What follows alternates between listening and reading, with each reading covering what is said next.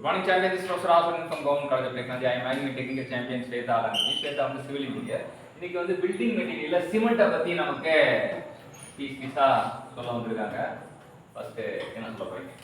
சிமெண்ட்ல வந்து நமக்கு என்ன இருக்கும்னா ஒரு சிமெண்ட் கிளிங்கர்ஸ் மாதிரி இருக்கும். அந்த கிளிங்கர்ஸ் வந்து நம்ம ரோட்டரி கிளிங்ல வந்து போடும்போது ஹீட் பண்ணி பர்ன் பண்ணும்போது என்ன ஆகும்னா அட் எவ்வளோ டிகிரி செல்சியஸ்லனா 1400 டிகிரி செல்சியஸ் டு 1500 டிகிரி செல்சியஸ்ல நம்ம ஹீட் பண்ணும்போது ரோட்டரி கிளிங்ல ஹீட் பண்ணும்போது நமக்கு இந்த பாக்ஸ் காம்பனன்ட் வந்து ஃபார்ம் ஆகும். இந்த பாக்ஸ் காம்பனன்ட் வந்து 4 ஆக கிளாசிஃபை பண்றாங்க. C3S, C2S, C3A, C4AF அப்படின்னு சொல்றோம். C3S னா என்னன்னா ட்ரை கால்சியம்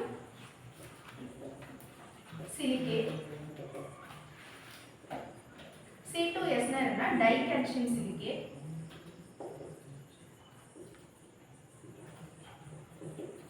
C3A னா என்னன்னா ட்ரை கால்சியம் அலுமினேட்.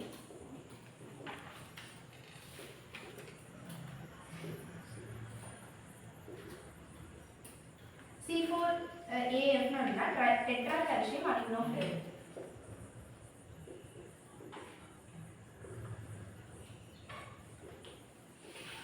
இதான் வந்து பாக்ஸ் காம்போனன்ட். இப்போ வந்து இது வந்து நம்ம ஆர்டரா ஞாபகம் வச்சுக்கலாம். இப்போ ஆர்டரா ஞாபகம் வச்சுக்கும்போது இதுக்கு இன்னொரு நேம் என்ன வரும்னா A B C F அப்படின்னு ஞாபகம் வச்சுக்கலாம். A னா என்ன அலைட், B னா பெலைட், C னா செலைட் and F னா ஃபெலைட்.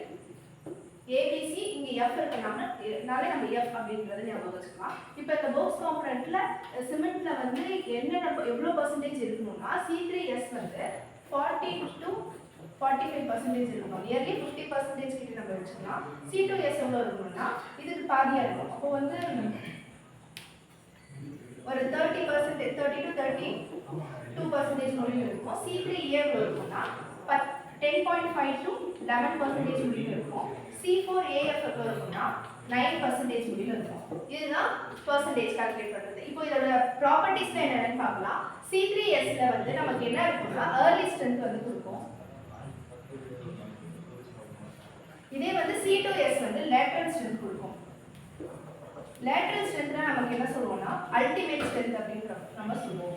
இந்த C2S தான் வந்து சிமெண்ட்க்கு வந்து lateral strength கொடுக்குது. இந்த lateral strength நமக்கு எப்போ அப்டேன் ஆகும்னா 7 to 14 days குள்ள நமக்கு lateral strength அப்டேன் ஆயிடும்.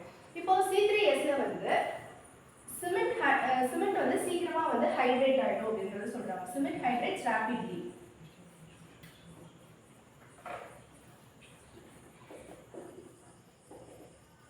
அப்போ சிமெண்ட் ஹைட்ரேட்ஸ் rapidly இருக்கும்போது ஹீட் ஆஃப் ஹைட்ரேஷன் வந்து அதிகமா இருக்கும். இப்போ ஹீட் ஆஃப் ஹைட்ரேஷன் அதிகமா இருக்கும்போது சல்ஃபர் அட்டாக் ரெசிஸ்டன்ஸ் வந்து சீக்கிரமா ஹைட்ரேட் ஆகுறதுனால சல்ஃபர் அட்டாக் ரெசிஸ்டன்ஸ் வந்து கம்மியாகுது.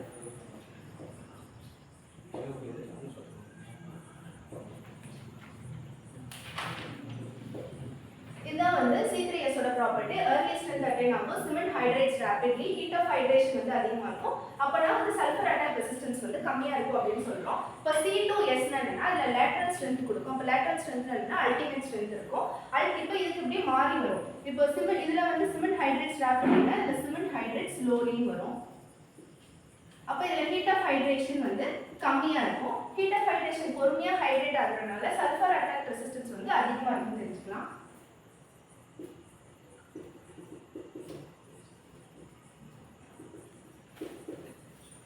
இது ரெண்டும் நம்ம கம்பேர் பண்ணி படிச்சுக்கலாம். நெக்ஸ்ட் C3A ட்ரை கால்சியம் அலுமினேட்ல வந்து நம்ம செலைட் அப்படின்னு சொல்லுவோம். 10.5 to 11% இருக்கும். இப்போ நம்ம சிமெண்ட்டை வந்து வாட்டர்ல மிக்ஸ் பண்ணும்போது இதுதான் வந்து ஃபர்ஸ்ட் ரியாக்ட் ஆகுற காம்போனன்ட்.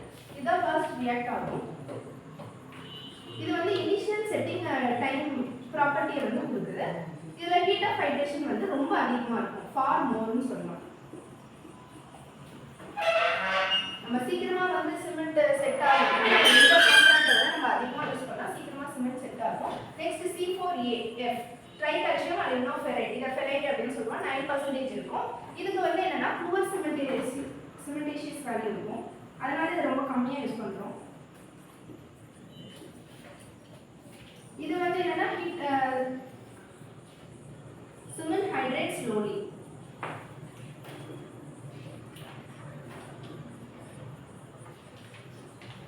இது வந்து எந்த ப்ராப்பர்ட்டிக்கு இருக்குன்னா ஃபிளாஷ் செட்டிங் டைம்க்கு வந்து இது ரெஸ்பான்சிபிளா இருக்கும்னு நம்ம தெரிஞ்சுக்கலாம். இதான் வந்து Bogue's component.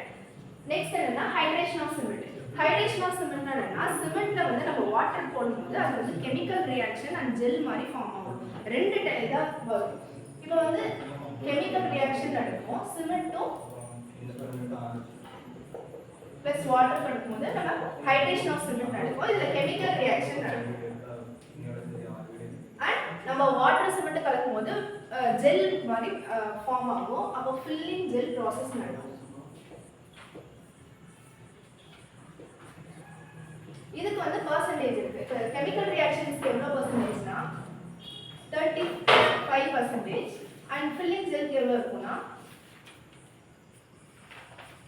Chemical ரியாக்ஷனுக்கு 32% and filling ஜெல்க்கு வந்து 15% மட்டும் இருக்கும். இத ரெண்டையும் ஆட் பண்ணும்போது நமக்கு எவ்வளவு வரும்னா 38%.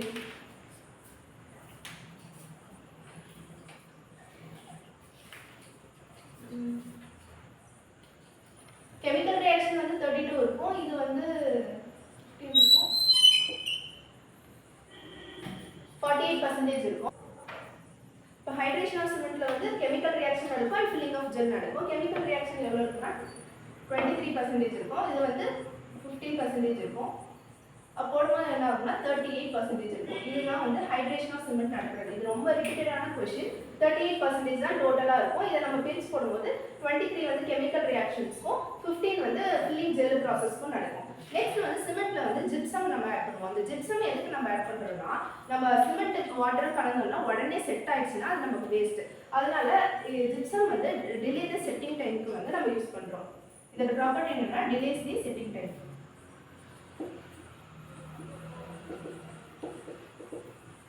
இதோட கெமிக்கல் நேம் என்னன்னா CaCO4 கால்சியம் சல்ஃபேட்.